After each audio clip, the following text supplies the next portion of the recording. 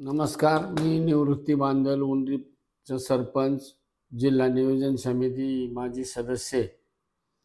आपल्याला आता येणाऱ्या 2024 करता आपल्या संबंध जिल्ह्यामध्ये सगळ्या लोकांना नवीन वर्षाच्या शुभेच्छा देतो की आपलं नवीन वर्ष हे सुखाचं भरभराटीनं जावं। कारण तर 2022 आणि 23 ह्या वर्षामध्ये अनेक संकट आली, अनेक गोष्टीला लोकांना तोंड द्यावं लागलं।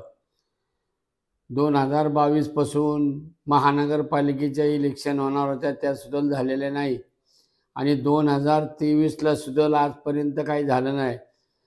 तर 2024 हे लोकसभा आणि विधानसभा होणार आहे।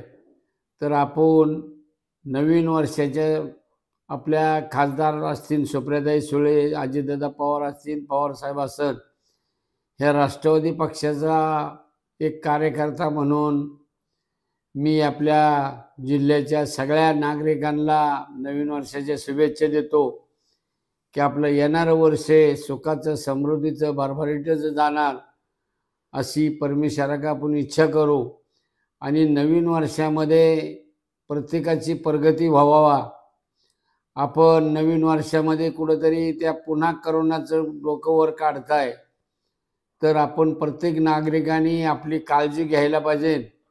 आपली काळजी घेऊन, आपल्या परिवाराची काळजी घेऊन आपल्याला पुढे चालायचंय।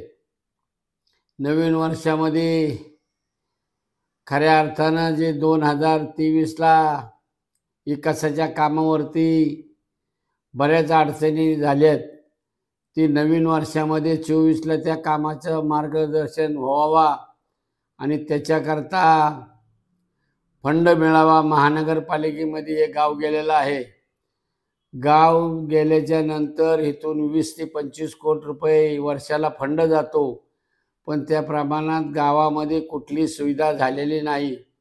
महापालिकेत गाव जायच्या पूर्वी आम्ही 1 कोटी रुपयाचं पाणी नुसतं वर्षाला एकात घेऊन लोकांना, नागरिकाला पुरवायचो।